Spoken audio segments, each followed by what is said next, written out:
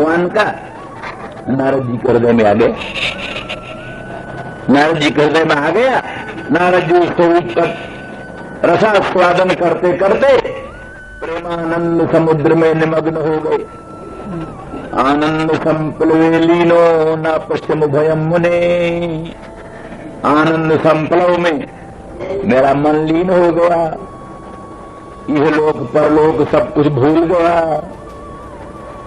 और बस क्षण भर में परा निकल चलते बने।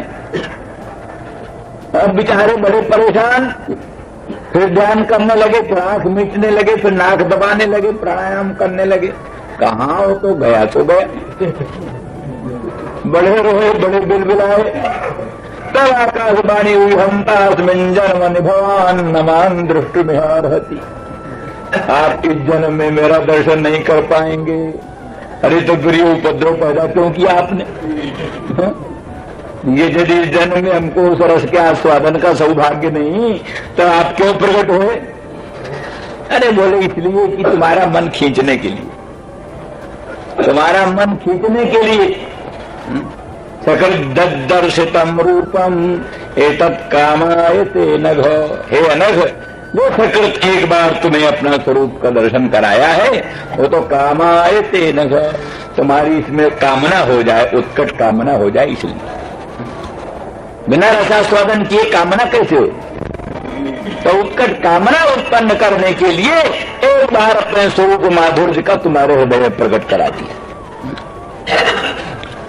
तो इस तरह से जैसे वो मधुप आता है, दूर से गंध का ग्रहण करके आता है और उस पुष्प का, पराग पुष्प का मकरंद रसास्वादन करता है। इस प्रकार की स्थिति। तो सकृत भर सुधान स्वाम मोहिनीं पायित्वा सुमन सैव सद्यस्तप्यजे स्मान भवादृक् भवंत में पश्यन्ते जना जम। ओ भवादृक्, श्याम सुंदर कैसे बोलो? भवादृक् भवंत में पश्यन्ते जना जम। तुम्हारे समान जिसको लोग देखते हैं ऐसे भंवर, वैसे ही श्याम सुंदर कृष्ण भवादृक्।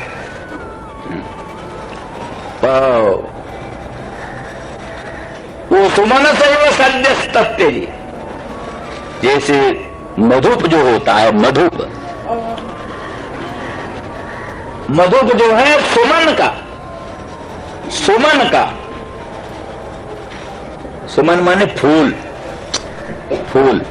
उत्तम फूल, उत्तम पुष्प, अरविंद मकरंद, मालती मल्लिका जाति ज्योतिका आदि दिव्यात दिव्य पुष्पों के दिव्य पराग को, मकरंद को पान करता है और चला जाता है। इसी तरह से श्याम सुंदर मदन मोहन ब्रजेंद्र नंदन ने अपने मंगलमय मुखचंद्र की सुमधुर अधुर सुधा को, मोहिनी सुधा को पिलाकर सद्यस्तप्यजे स्माम, सद्यस्तत्काल। यद्यप बात ये नहीं है, असंख्य दिवस पर्यंत भगवान के मुखचंद्र की सुमधुर अधर सुधा रस का पान इन्होंने किया है, तथापि सब भूल गए। व्याकुलता बसात वो सब भूल गई। और वही आती है बात कि बस तो कल श्लोक नहीं याद था, आज याद हो गया, होता है ना। कोयं कृष्णैति बुदस्यति मतिम जस्तन्विकर्णे स्पृशन। निरंतर श्री कृष्णचंद्र परमानंद कंद के मुखचंद्र का सौंदर्यामृत पान करती हैं, श्रीअंग के अनंत मधुरिमा का लोकोत्तर रसास्वादन करती हैं और अपनी सखी ललिता से कहती हैं, सखी कोयं कृष्ण, ये कृष्ण कौन है? ये कृष्ण कौन है?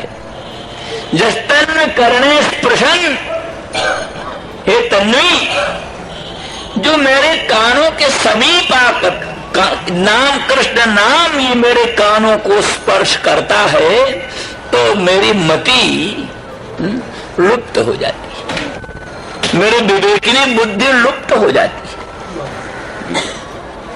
विवेक बुद्धि का सब जाने कहां चला जाता है। कोयं कृष्ण इति विदस्यति मतिम जस्तन्वे करणे स्पृशन। कर्ण का स्पर्श करते ही मति को दुदस्त कर देती है, लुप्त कर देता है कृष्ण मेरे कान को स्पर्श करते ही। तो सखी कहते रागांधे किमिदम सदैव भवति तस्य रसित क्रीडति। हे रागांधे, लोकोत्तर अनुराग से विवेक शून्य हुई राधे, रागांधे राधे, किमिदम, ये क्या बात तुम पूछ रही हो, तुम क्या कह रही हो। सदैव भवति तस्य रसित क्रीडति। आप तो सदा सर्वदा ही उनके और स्थल पर ही क्रिया करती हैं, कि पूछ क्या रही।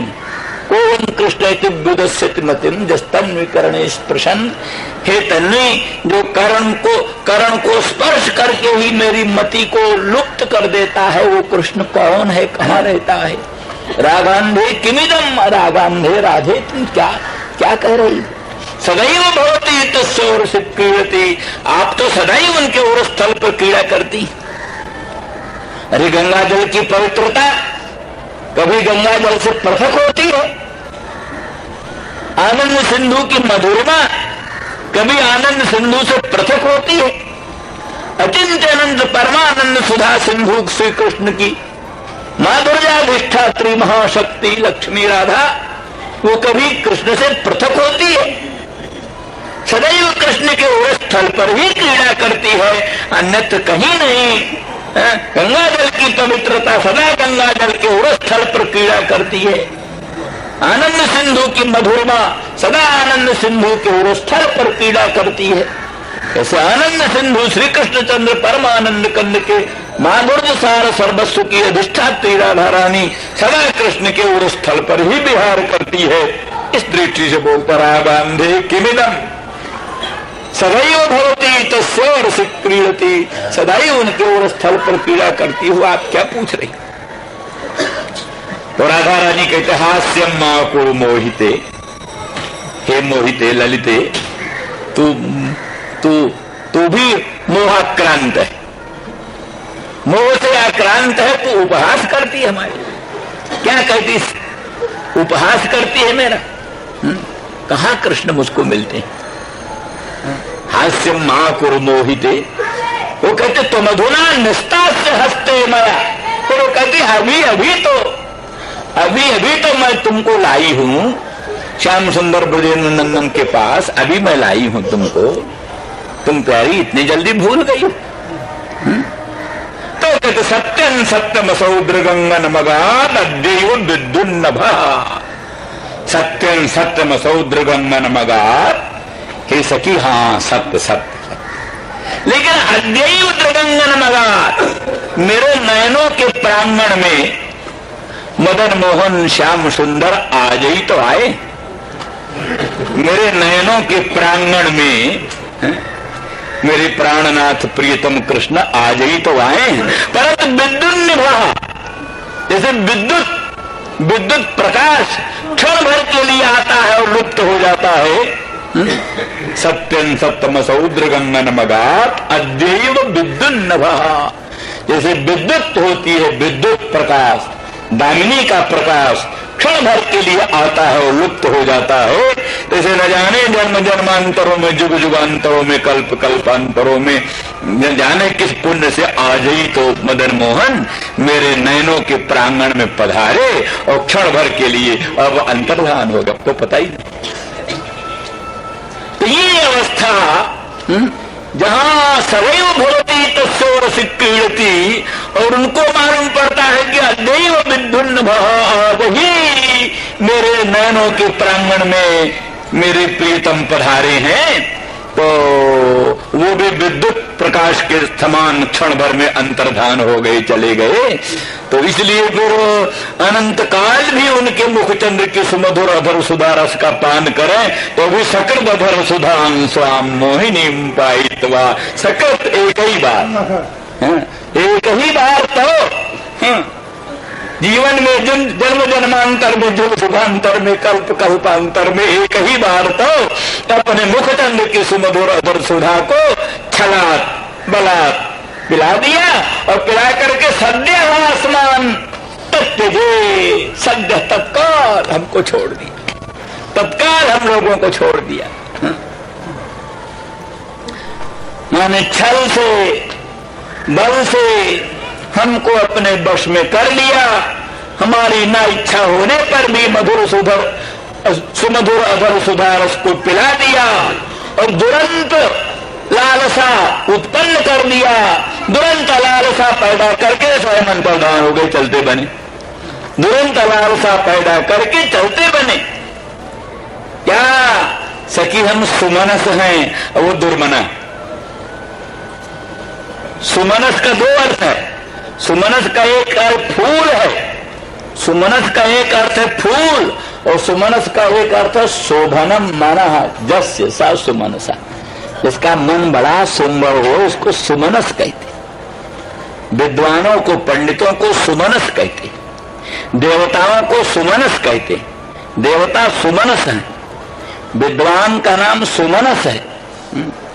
राधा रानी कहती हम लोग तो भोली भाली, सुमनस सुंदर मन वाली, कृष्ण के प्रति अच्छी भावना रखने वाली, छल कपट की बात नहीं जानती, छल कपट की बात नहीं जानती, सीधी सरल कृष्ण के प्रति उत्तम भावना रखने वाली, पर हमारे साथ उन्होंने क्या व्यवहार किया, इसलिए उनका नाम क्या ले, नाम भी नहीं लेना। सुमनस एव सद, नाम ने सुमनस एव सद्य तत्तजे स्मान, सुमनस के तुल्य, जैसे तुम भवादृक मधुक भमरा, जैसे मधुकर जो है वो सुमनस को त्याग करके चला जाता है, तैसे हम सुमना हम गोपांगनाओं को सद्य तत्काल त्याग करके स्वविषयनी उत्कट दुरंत लालसा उत्पन्न करके और सद्य तत्जे, सद्य छोड़ दिया। अब यहां एक बात और कहना इनको अभीष्ट है, वो ये कहना अभीष्ट है कि सखी मधुक बिचारे का तो कोई दोष नहीं, भावरे का तो कोई दोष नहीं, तो बेचारा भूखा है ना, मधुप तो भूखा, तो एक फूल पर गया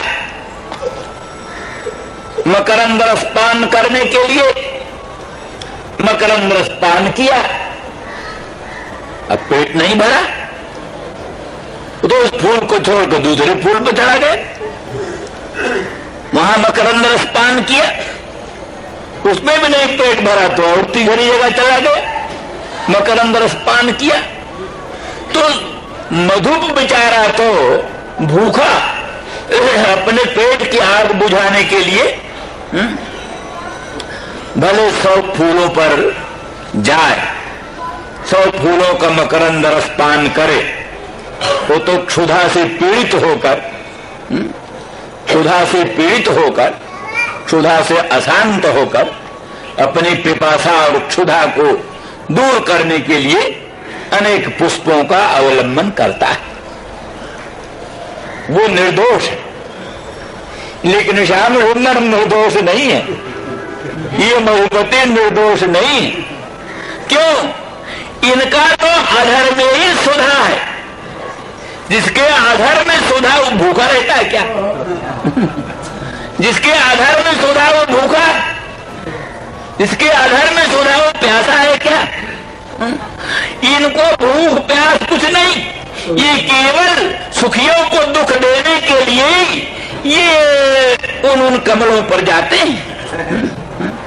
ये केवल प्रशांत आत्माओं को, सुमनस लोगों को, सुंदर मन वाली जो गोपांगना शुद्ध भाव वाली परमानुरागिणी सुमनस शोभन मनस्का गोपांगना परमानुरागिणी, उनको केवल दुख देने के लिए इन्होंने अपने मुखचंद्र की सुमधुर अधर सुधारस पिलाई।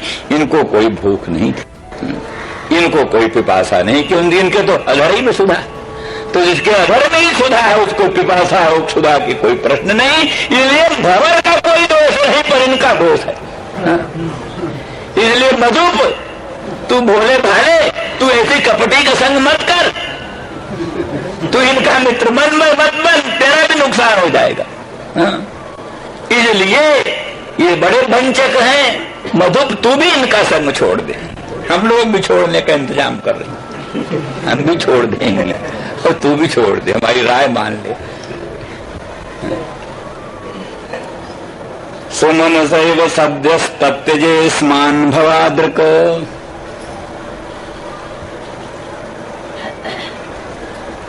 भाई ये सब बातें ऊंची दृष्टि से देखो, लौकिक दृष्टि से बिल्कुल मत देखो।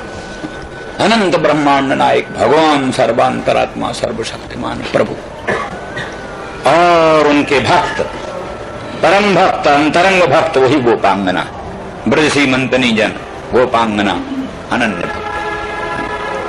तो भगवान वही जिस पर अनुग्रह करते हैं, जिस पर अनुग्रह करते हैं, जन्म जन्मांतरों के पुण्य पुण्य से प्रसन्न होकर के उसको इतना बरसते हैं, इतना बरसते हैं, इतना बरसते हैं, आनंदामृत, आधा आनंदामृत की वर्षा इतनी करते हैं कि वो पागल हो जाता है,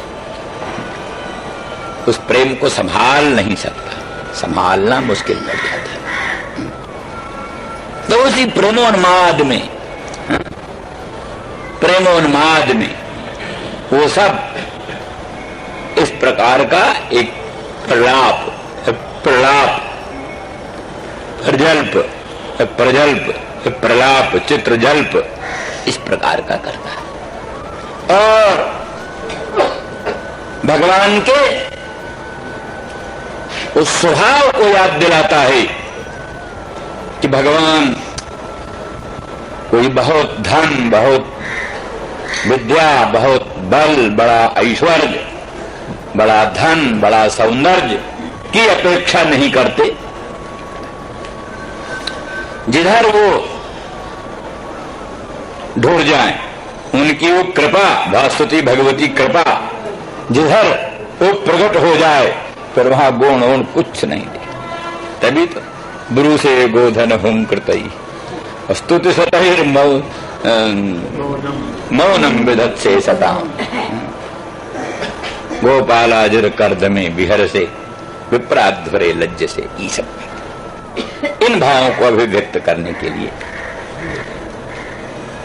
मानव मधुप कहता है, हाँ राधा रानी, वृषभानुनंदिनी, धन्य धन्य हो तुम, ठीक है, आप परामर्श अच्छा दे रही हैं, पर आपको मालूम है वो लक्ष्मी जो है पद्मा, वो सुनते हैं कि सदाई कृष्णचंद्र के पादारविंद की आराधना करती रहती है। आप लोगों ने वर्णन किया था पहले, जयति तेधिकम जन्मना ब्रज शयत इंदिरा शश्वदत्र ही। जयति तेधिकम जन्मना ब्रज, ब्रज जो है हे श्याम सुंदर, आपके जन्म से अत्यंत उत्कर्ष को प्राप्त हुआ। अधिकम अधिकम यथा स्यात्, अधिकम माने वैकुंठादेरपि, किसकी अपेक्षा अधिकम? वैकुंठादेरपि, वैकुंठ से भी अत्यधिक उत्कर्ष को प्राप्त हो रहा है ब्रज। क्यों? हेतु श्रयते इंदिरा, यहां इंदिरा श्रयते कर्तव्य प्रत्यय,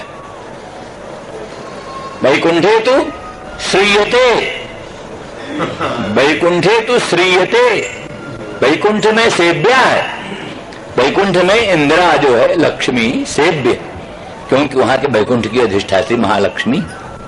वैकुंठ की महारानी है, वैकुंठ के हरेक लोग इंदिरा की पूजा करते हैं, सेवा करते हैं।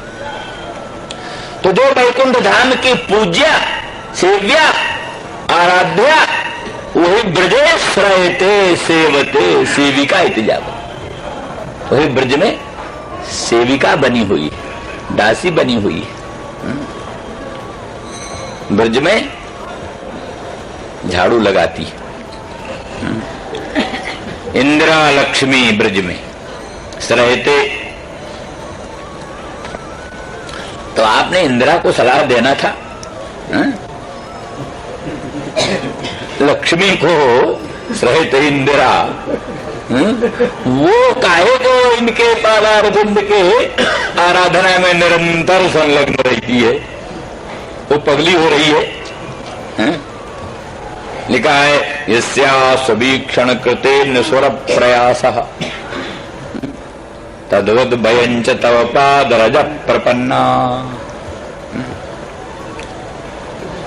वो श्रीरजत पदाम्बुदरजश्चकमे तुलस्या लब्ध्वापि बक्षसि पदं किल भृत्य दुष्टम। श्री जो है लक्ष्मी, यद पाद पंकज रजश्चकमे, भगवान के मंगलमय पादारविंद रज को लालायित रहती है, पादारविंद रज को पाने के लिए लालायित रहती है इंदिरा लक्ष्मी। यद्यपि लब्ध्वापि बक्षसि पदम किल भृत्य दुष्टम, भगवान ने कृपा करके उसको अपने उरस्थल में निवास दे दिया। भगवान के उरस्थल में लक्ष्मी का निवास है।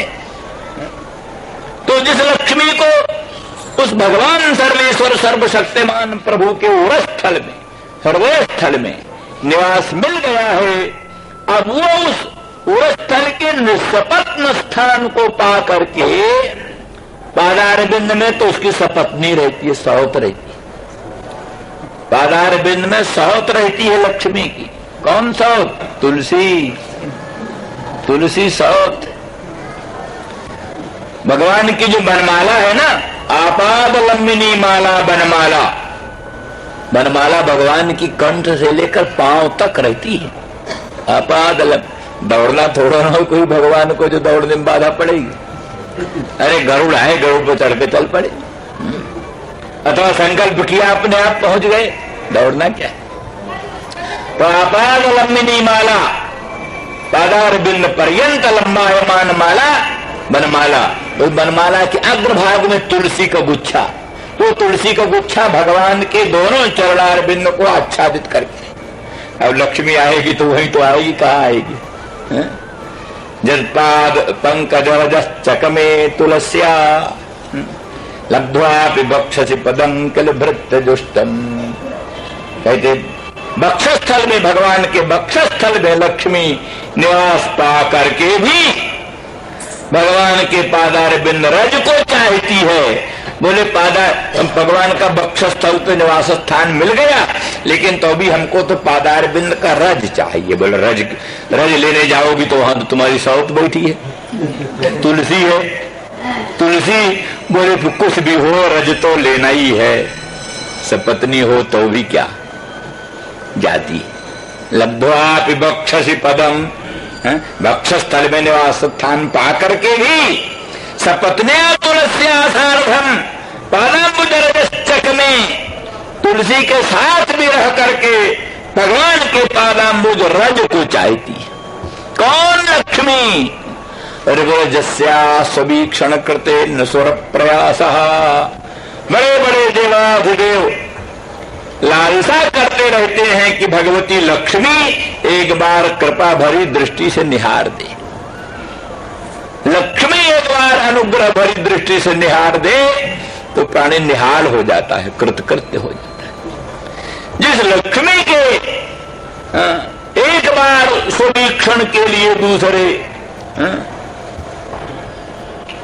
लोग लालायित रहते हैं, वो लक्ष्मी सपत्नी तुलसी के साथ भी रहकर उन भगवान के पादाम्बुज रज को चाहती है, कामना करती है। शास्त्री सुवासमरविंद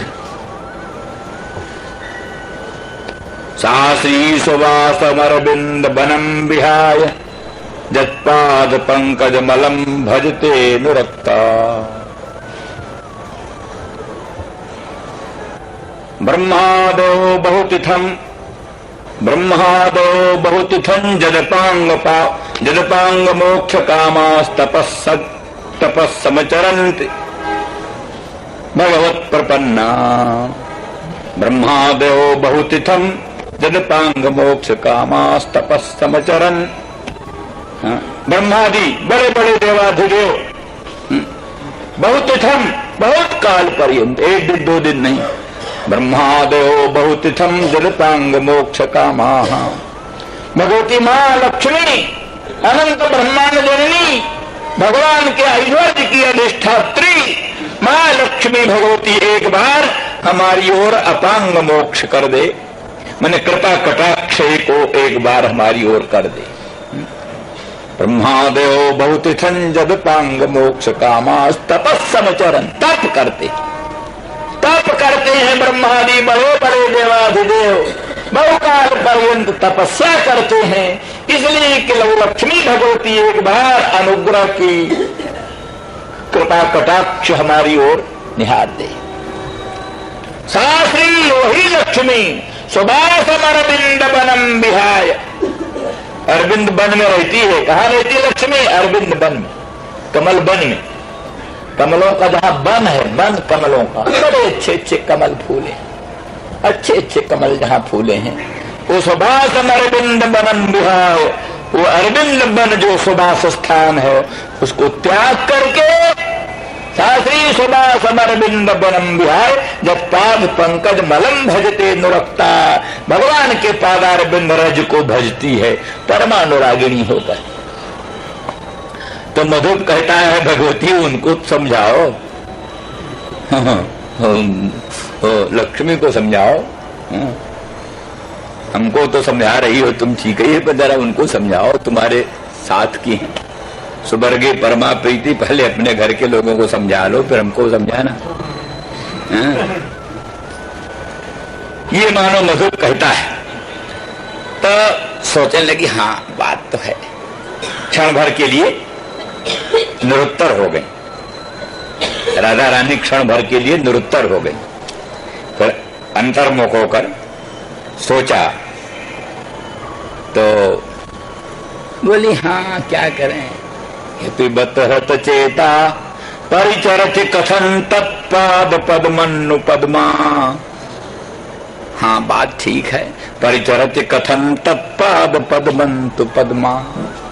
पद्मा जो लक्ष्मी है, लक्ष्मी कमलालया, पद्मा क्या है? पद्मा, पद्मालया, हाँ तो कहते परिचरत कथन तत्पाद पद्मंत पद्मा। पद्मा जो है कमला लक्ष्मी, वो भगवान के पाद पद्म का परिचर्या करती रहती, सेवा करती रहती। शेष साई भगवान का ध्यान करो तो शेष साई भगवान तो अपना नींद ले रहे हैं शेष सैया पर, और लक्ष्मी बैठी हुई पाद संवाहन कर रही, पाद संवाहन कर रही है लक्ष्मी बैठी। नारद आदि कुछ बीणा वादन करते हुए गुणगान कर रहे हैं, लक्ष्मी पाद संवाहन कर रही है। तो इतना निरंतर पाद संवाहन में लगी हुई पद्मा लक्ष्मी कथन तत्पाद पद्मम परिचरति, भगवान के पादार बिंद की परिचर्या कैसे करती है? बोले हेपिबत हत चेता उत्तम श्लोक जलपई ही। क्या करे बिचारी के चित्त को इन्होंने ठग लिया। मीठी मीठी मीठी मीठी बातों से, मीठी मीठी बातों से बिचारी लक्ष्मी के मन को इन्होंने हरण कर लिया, इसलिए बिचारी विवेकहीन हो गई। विवेकवान तो मन होता है, विवेकवान तो मन होता है। जब इन्होंने अपनी मीठी मीठी बातों से उसके मन को हरण कर लिया, बिचारी में विवेक कहाँ रह गया? हमसे भी तो यही कहा था, न पारे हम निर्वद्य संजुजाम सुसाधु कृत्यम विबुधायुषा पिबह। हे गोपांगनाओं, तुम्हारे जो लोकोत्तर प्रेम है, जो तुम्हारी लोकोत्तर अनुरक्ति है, प्रीति है, तुम्हारा जो लोकोत्तर त्याग है, उसका बदला हम कोट कोट जन्मों में भी पूरा नहीं कर सकते। तुम्हारे प्रेम पर हम जन्म जन्मांतर के लिए तुम्हारे ऋणी रहेंगे। कितनी मीठी बात थी। अगर वैसे पालन भी करते तब कितनी अच्छी बात थी, पर ऐसी ऐसी बातें की और चले गए मथुरा। कोई उनको अपनी बातों का ध्यान नहीं। तो ऐसे ही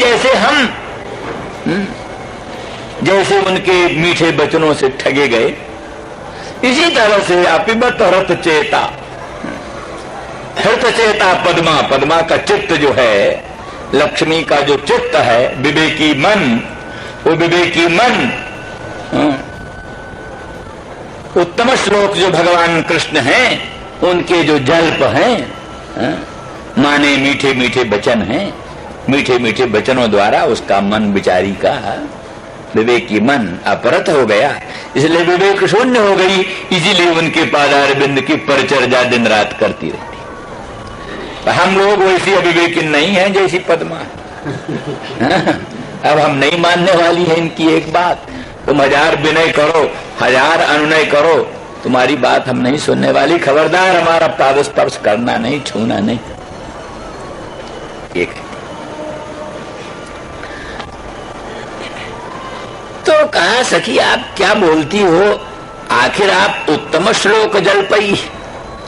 उत्तम श्लोक का अर्थ है जिसका उत्तम है। श्लोक माने यश, जिसका श्लोक्यते श्लोक, श्लोकम यशः, यश जिसका श्लोक्य, स्तुत्य जिसका यश श्लोक्य। संसार भर के प्राणी, दिग दिगंत के प्राणी, बड़े बड़े विद्वान, बड़े बड़े तपोनिष्ठ, बड़े बड़े जोगींद्र मुनीन्द्र, बड़े बड़े अमलात्मा परमहंस, बड़े बड़े आचार्य निरंतर जिसका यश गान करते रहते हैं। लक्ष्मी भी जिनके पाद पंकज की सेवा करती रहती है, तुम उनकी निंदा कर रही हो, तुम पर उन पर आक्षेप कर रही हो राधा रानी, क्या ये उचित? तो बोले, अरे मधु तू समझता नहीं। उत्तम श्लोक, उत्तमः श्लोको यशो यस्य, उत्तमः श्लोकः यशः यस्य। तो मतलब क्या है? जो भाट होते हैं ना, भाट, बंदी लोग, भाट लोग, वो गुण वर्णन करने लगे तो भैंस का ऐसा गुण वर्णन करें कि वाह, भैंस तुम्हारे समान दुनिया में कोई सुंदर ही नहीं। तो बंदी द्वारा जो गुणगान है, सूत मागध द्वारा जो गुणगान है, वो तो गुणानपेक्ष गुण वर्णन करते हैं, गुणानपेक्ष गुण वर्णन करते हैं, गुण सापेक्ष गुण वर्णन नहीं। किसी में गुण हो तो गुण वर्णन करें, सो बात नहीं।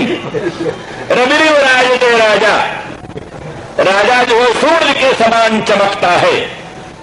सूर्य कह के जुगनों की तरह भी नहीं चमकता राजा, जुगनों की तरह भी जिसमें चमक नहीं, उसको कहते रविव राजते राजा। तो जो जुगनों की तरह न चमकने वाले को कहते सूर्यवत तुम चमक रहे हो।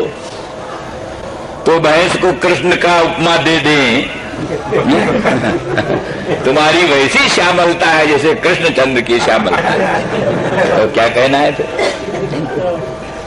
तो इस तरह से बंदी लोग गणों द्वारा, अरे कृष्ण के भक्त ही न उनका गुणगान करते। कौन गुणगान करते? श्री कृष्ण के भक्त। तो जिसका जो भक्त होता है उसको तो कुछ विवेक होता नहीं, वो तो आंख मीच कर गुणगान करता है। इस तरह से ये उनके भक्त गण, बंदी गण, सूत गण, मागध गण, जो उनसे वृत्ति पाते हैं, जीविका पाते हैं, वही उनका गुणगान करते रहते हैं। इसलिए वहां कहा श्रीमदाततम तव कथामृतम तप्त जीवनम कविभिरीडितम कल्मषापहम।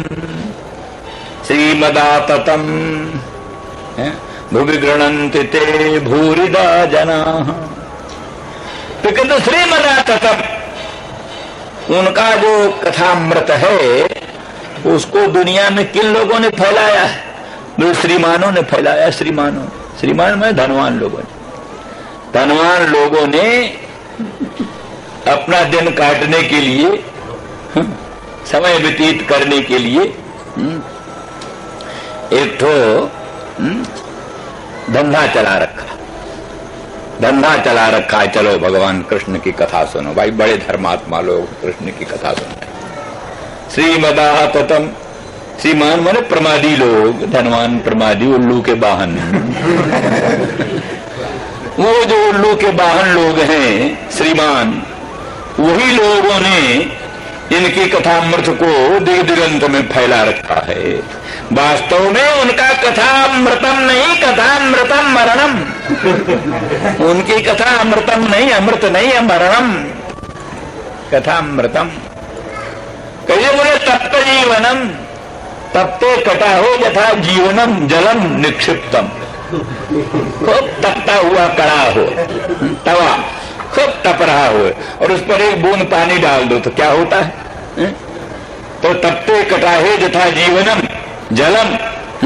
तप्त तवा पर जैसे कोई एक बिंदु पानी डाल दे तो ऐसी तरह से जो उनके विप्रयोग जन तीव्र ताप में संतप्त हैं और उनका कहीं नाम सुना दिया, उनकी कहीं कथा सुना दिया तो क्या कर जले पर नौन मत लगाओ भाई। जले पर नौन लगाना, एक जल गए ऊपर नौन लगा दिया। तो ऐसे उनके विप्रयोग जन तीव्र ताप में संतप्त है, फिर उनकी कथामृत चलाए दो तो फिर और जल भुन जाती। इस प्रकार से ये सूत गणों द्वारा, बंदी मागधों द्वारा जो वर्णित गुण है वो वस्तुतः कोई गुण है नहीं, इसलिए इस भ्रम में मत रहो। इसलिए उत्तम श्लोक जल्पी, ये उत्तम अनुत्तम में भी उत्तम श्लोक का वर्णन करते हैं वो लोग। अनुत्तम में भी उत्तम श्लोक का वर्णन करते हैं। तो ऐसे जो उन भक्तों के जल्प हैं, माने भगवान कृष्ण का जल्प नहीं, अनुत्तम लोगों में उत्तम श्लोक वर्णन करने वाले जो लोग हैं बंदी मागध गण, उनका जो जल्प है, उनके जल्प से मोहित होकर के हर्त चेता लक्ष्मी उनके पाद पद्म की परिचर्या करती है बेचारी भोली भाली। लेकिन हम वैसे नहीं हैं। श्री राम जय राम, जय जय राम।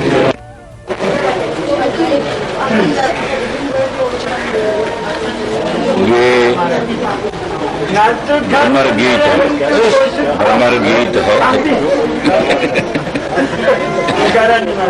ये भ्रमर गीत है। इसमें गोपांगना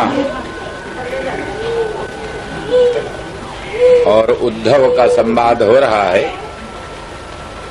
भगवान श्री कृष्ण परमात्मा ने उद्धव को भेजा है गोपांगनाओं के पास और उद्धव जी गोपांगनाओं के सन्निधान में बैठे हैं। वहीं एक भ्रमर आ गया है, मधुप आ गया है और उस मधुप को देख करके राधा रानी वृषभानुनंदिनी अपने हृदय का भाव, जो एक अत्यंत स्नेह का परिणाम, बहुत उच्च कोटि का जो महाभाव, प्रेम की अत्यंत उत्कृष्ट अवस्था जो महाभाव पद वाच्य है, उससे जनित जो उन्माद विशेष, प्रेमोन्माद जिसको कहते हैं, प्रेम का उन्माद, प्रेम उन्माद में कुछ कह रहे हैं। तो इसी के श्लोक की व्याख्या कुछ कल हुई है, थोड़ा और आज होती है। मानो शंका होती है कि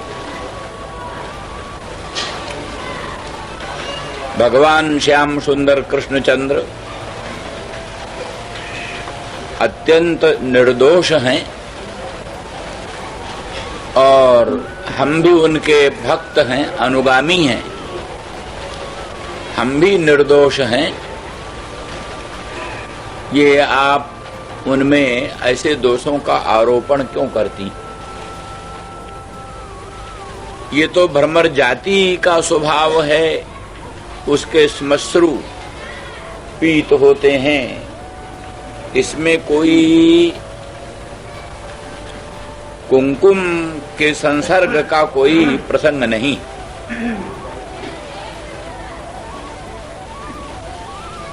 आप ये सब जो आरोप कर रही हैं किस आधार पर कर रही हैं? अगर कहें प्रत्यक्ष है तो विप्रकृष्ट पदार्थ में प्रत्यक्ष की तो प्रवृत्ति होती नहीं।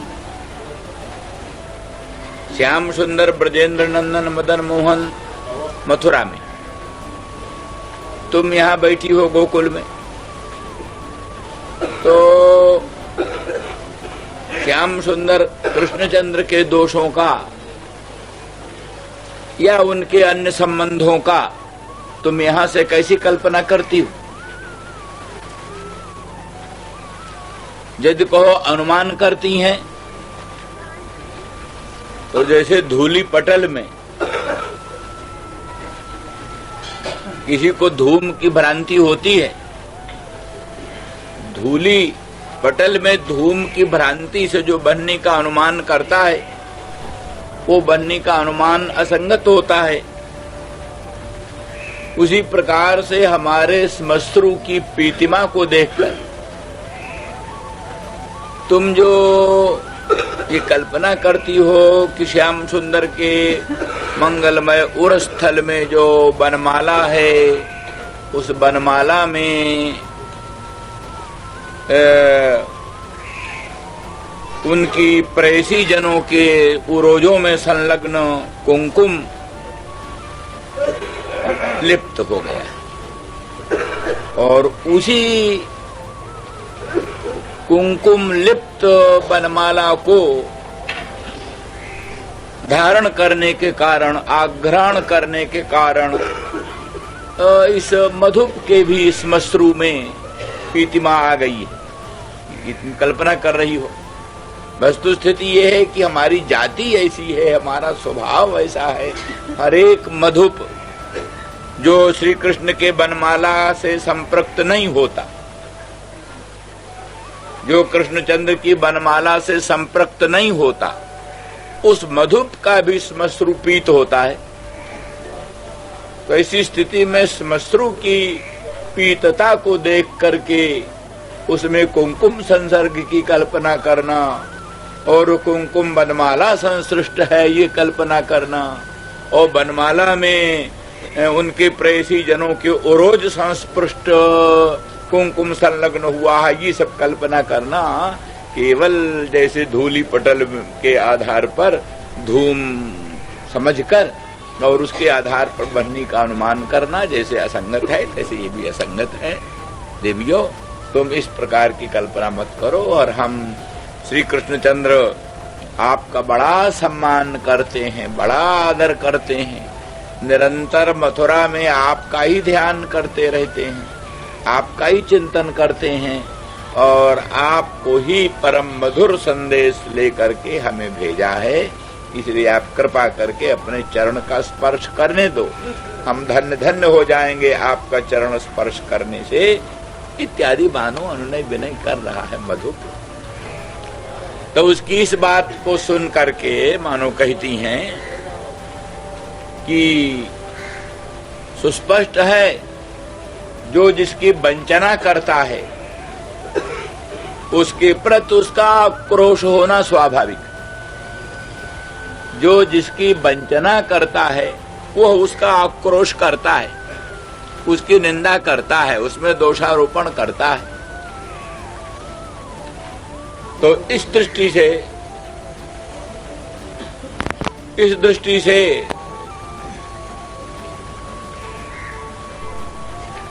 तो लाउड स्पीकर नहीं लगा है क्या? नहीं महाराज, आया नहीं। फोन किया तभी संबंध नहीं मिल रहा। अच्छा, क्यों आज जाए नहीं? कोई गड़बड़ी हो वहाँ से तो ये जवाब दिया लाउड स्पीकर तो यहीं का था।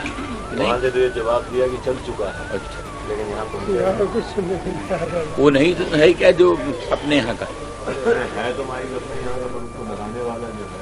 अच्छा, लगाने वाला। हाँ, तो निष्कर्ष ये है कि जो जिसकी वंचना करता है वो उसका आक्रोश करता है। मदन मोहन ने, श्याम सुंदर ने, कृष्णचंद्र ने हम लोगों की वंचना की। बोले क्या वंचना की? बोले हमको सुधा पिला दिया, अमृत पिला दिया। बोले ये क्या वंचना है? अमृत पिला दिया ये कोई वंचना है? जो जिसको पानी भी पिला देता है वो भी उसका उपकार मानता है। पानी पिलाने वाले का भी आक्रोश नहीं किया जाता। मदन मोहन, श्याम सुंदर, कृष्णचंद्र ने तुमको सुधा पिलाया, अमृत पिलाया, तो उससे आप क्यों क्षुब्ध होती हैं? अमृत पिलाना तो बड़ी अच्छी चीज।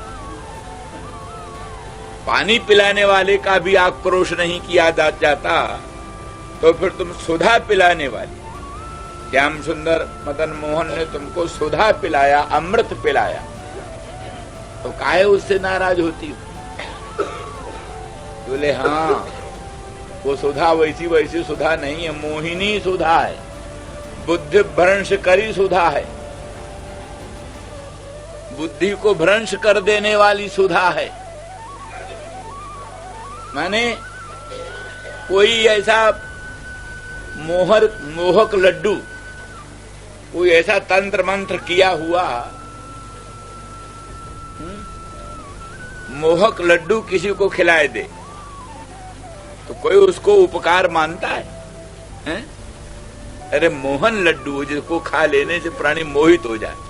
कई ऐसे तंत्र मंत्र होते हैं जहां ऐसा तंत्र मंत्र करके मोदक रखे रहते हैं, वो मोदक जिसको खिलाए दें वो पागल हो जाए, उसके पीछे पीछे दौड़ने लगता है। ऐसी लौंग खिलाते हैं कई लोग, लौंग तंत्र मंत्र से अभिमंत्रित लौंग खिला देने से प्राणी मोहित होकर पागल की तरह पीछे पीछे भटकता है। इस प्रकार से मोहन करने वाली जो वस्तु है वो भले मोदक हो, भले सुधा हो, सुधा क्यों न हो, मोहन करने वाली जो सुधा है वो वस्तुतः उपकार नहीं है, अपकारई है। इसलिए श्याम सुंदर, मदन मोहन, ब्रजेंद्र नंदन ने अपने मंगलमय मुखचंद्र के सुमधुर अधर सुधारस का पान करा करके हम लोगों के मन में एक दुरंत लालसा उत्पन्न कर दी और अत्यंत अभूतपूर्व आसक्ति उत्पन्न कर दी। आसक्ति, कृष्ण के स्वरूप में आसक्ति हो गई। आसक्ति वो होती है जिस आसक्ति के हो जाने पर प्राणी निरर्थक हो जाता है, किसी काम का नहीं रहता।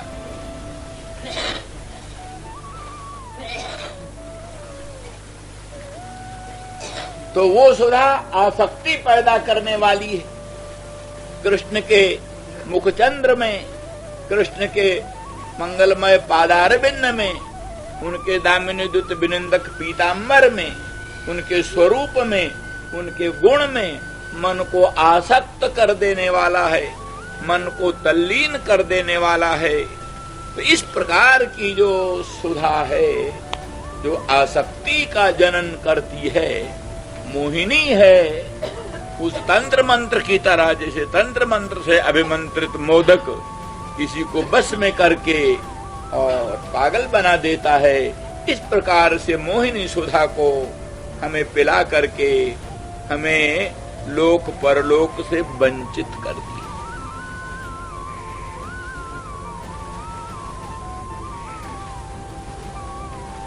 और अधर संबंध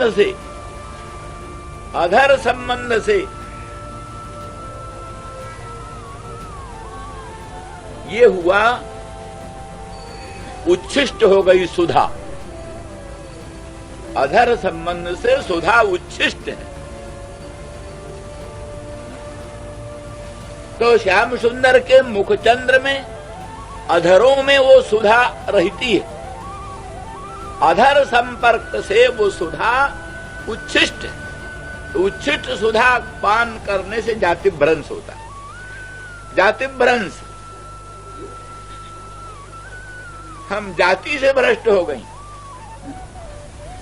श्याम सुंदर के मुखचंद्र के सुमधुर अधर सुधा को पान करके हमारा लोक नष्ट हो गया। हम लोक से जाति भ्रंश हो गया। इस तरह से सुधा के संबंध से लोकोत्तर आसक्ति उत्पन्न कर दी और अधर के संबंध से जाति भ्रंश करके लोक संबंध तोड़ दिया। लोक संबंध टूट गया।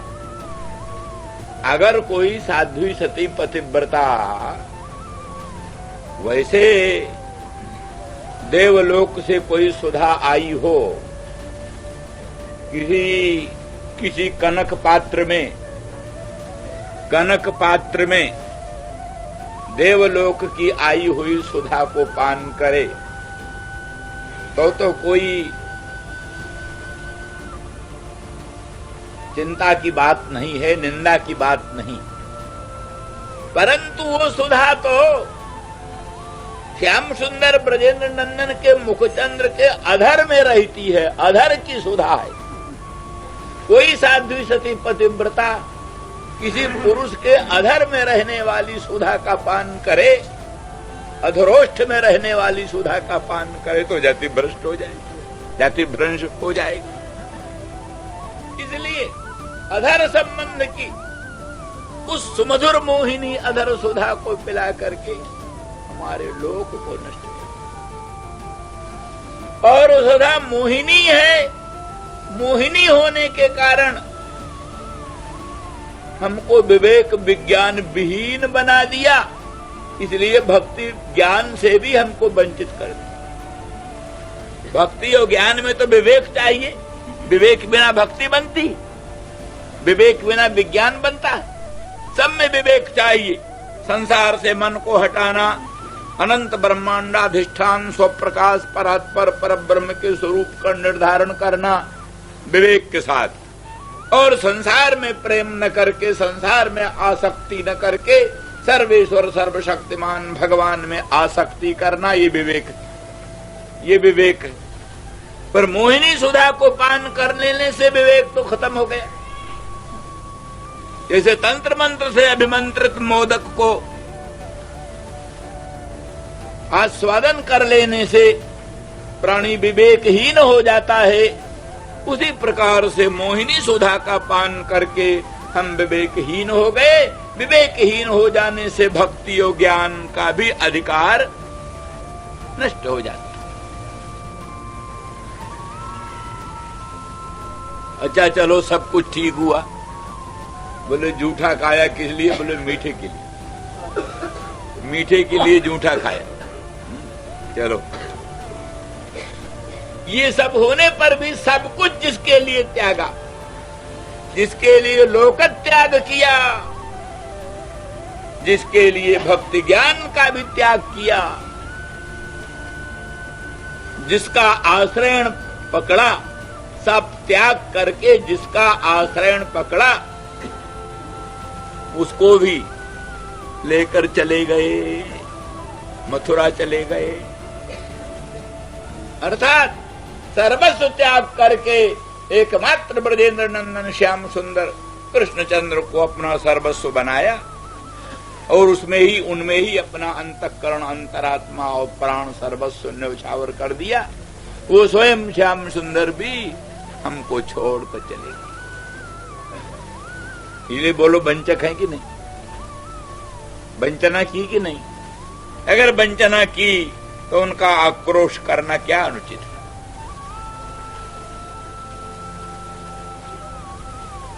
और वो भी अगर मान लिया सब कुछ होने पर भी अति दुर्लभ लोकोत्तर सुधा पान के लिए, अमृत पान के लिए सबका त्याग किया जाए, पर वो अमृत तो मिले, अमृत तो मिले, अमृत भी तो नहीं मिला। सकृतधर सुधान स्वाम, एक ही बार तो वो सुधा एक ही बार तो पान करने को मिली, अधिकाधिक कहां मिली? तो क्या हुआ? जैसे एक कोई फूल है, फूल, किसी ने फूल को सूंघ लिया, फूल को सूंघ लिया तो फूल तो उच्छिष्ट हो गया। अब किसी देवता के लायक रह गया? फूल को किसी ने सूंघ लिया तब वो देवता के लायक रह गया? किसी महात्मा को अर्पित करने लायक रह गया? नहीं रह गया। तो जैसे एक बार मृदित आघ्रात पुष्प निरर्थक हो जाता है, इसी प्रकार से हम साध्वी सती पतिव्रताओं को, शोभन मनस का, शोभन मन वाली गोपांगनाओं को पाययित्वा, वो मोहिनी सुधा को सकृत पाययित्वा, पायित्वा अणुज से यही मतलब कि स्वयं हमारी इच्छा बिना, हमारी इच्छा बिना स्वयं, और उस मोहिनी सुधा का पान करा करके, और एक बार ही पान करा करके तृप्ति भी न हुई। तृप्ति हो जाती तो भी बात, तृप्ति भी न हुई, तो तृप्ति न हुई इतने ही में असमान तत्यजे। बोले तुमने फिर उनको पकड़ा क्यों नहीं? बोले सद्य सद्यस्तत्यजे स्मान। बोले तुम बताओ, तुम मालती, मालती का नाम सुमनस है। सुमनस नाम तो ऐसे सामान्य पुष्पों का है, पर विशेष नाम सुमनस मालती का, सुमनस मालती का।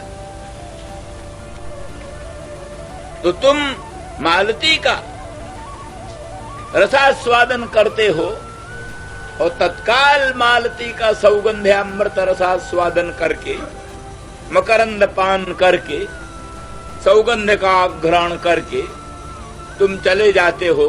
तुमको कौन पकड़ पाता है? तुमको कौन पकड़ पाता है? इसी प्रकार से मोहिनी सुधा का पान करा करके, मोहित करके मदन मोहन श्याम सुंदर मथुरा चले गए। ये गोपांगनाओं का, विशेषकर राधा रानी वृषभानुनंदिनी का श्री कृष्ण के प्रति दोषारोपण, इसको कहा परजल्प है, जिसमें कृष्ण की अपने प्रियतम की सठता का वर्णन, सठता का वर्णन है, वंचकता का वर्णन है और निर्दयता का वर्णन। सठता, वंचकता और निर्दयता। श्री कृष्ण सठ हैं, श्री कृष्ण वंचक हैं, श्री कृष्ण निर्दय हैं। और अपने विचक्षणत्व का वर्णन। पद्मा लक्ष्मी जो है वो तो भोली भाली, लक्ष्मी पद्मा भोली भाली, वो उत्तम श्लोक जल्पों में मोहित होकर के हृत चेता होकर निरंतर कृष्ण की आराधना करती रहे। पर हम ऐसी नहीं है, हम ऐसा नहीं कर सकती। इसलिए पद्मा का, लक्ष्मी का, अचातुर्य बोधन करके अपने चातुर्य का बोधन करना, चार चीज, अपने प्रियतम की सठता और निर्दयता और वंचकता और अपनी विचक्षणता का वर्णन जिसमें होता है उसको परिजल्प कहते।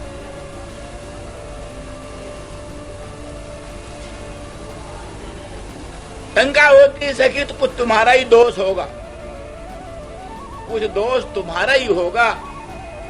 वो तो बड़े अकारण करुण हैं, करुणा वरुणालय हैं, शरणागत वत्सल हैं, वेद वेदांत इतिहास पुराण सर्वेश्वर सर्वशक्तिमान भगवान कृष्ण की लोकोत्तर महिमा प्रतिक्षण गान करते रहते हैं।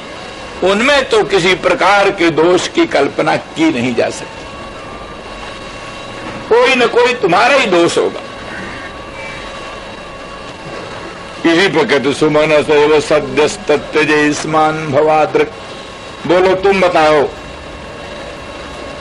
मालती, मालती जो सुमनस है, मालती का फूल कैसा है? बोले उसमें लोकोत्तर सौरभ्य है, अद्भुत सौगंध है और अद्भुत कोमलता है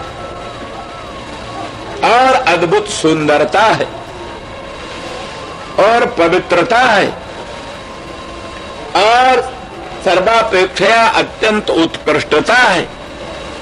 ये सब गुण मालती में है।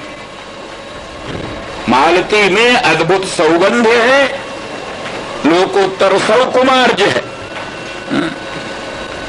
दिव्य सौरभ्य, दिव्य सौकुमार्ज, सुकुमारता, कोमलता और उसके बीच पवित्रता और दिव्य सुंदरता।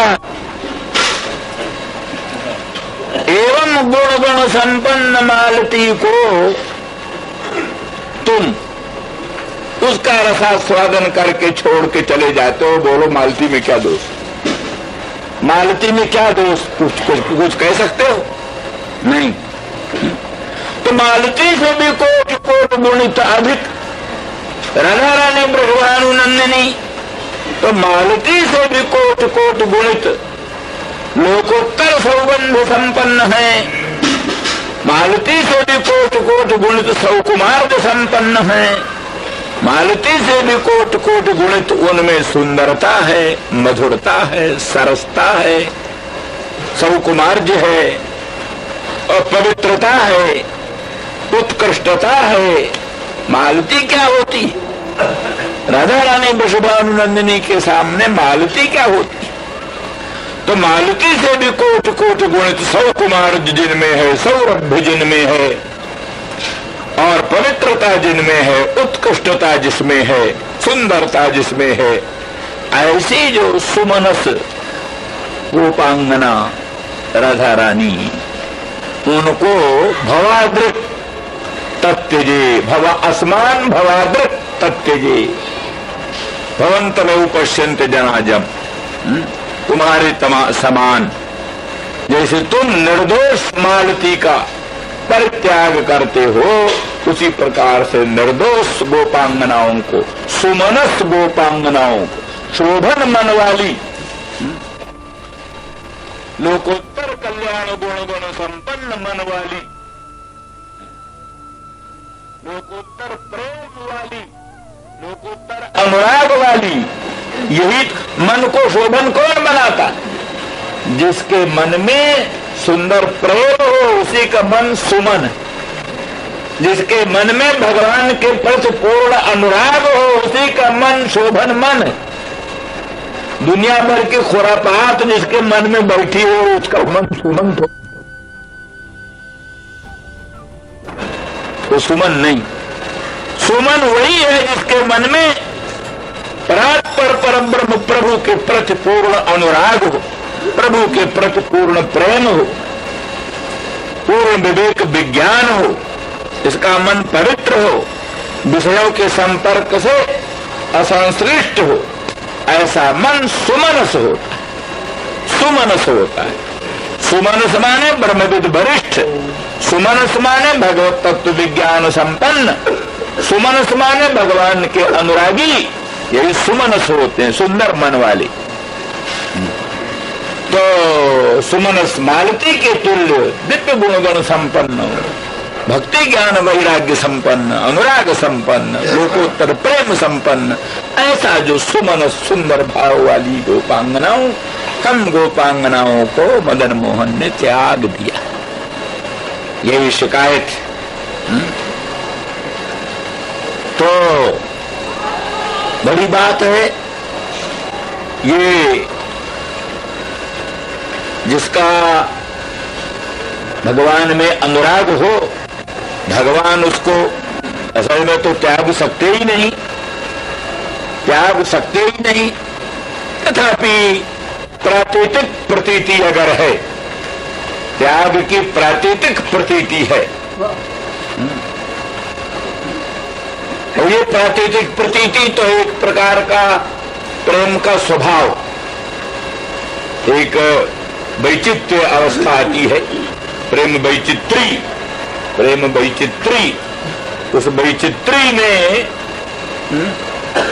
जिस समय राधा रानी के मंगलमय अंक में ही श्याम सुंदर ब्रजेंद्र नंदन मदन मोहन विराजमान हुए, उस समय भी उनको विप्रलम्भ की प्रतीति होती है, उस समय भी उनको वियोग भाषित होता है।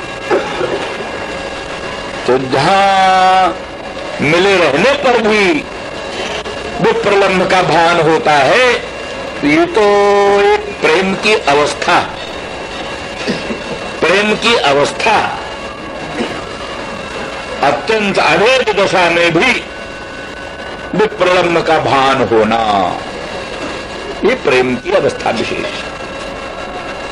तो फिर भी उस अवस्था में भी जहां जिनको विप्रलम्भ का भान हो रहा है, वियोग की प्रतीति हो रही है, तो संताप तो होता ही है।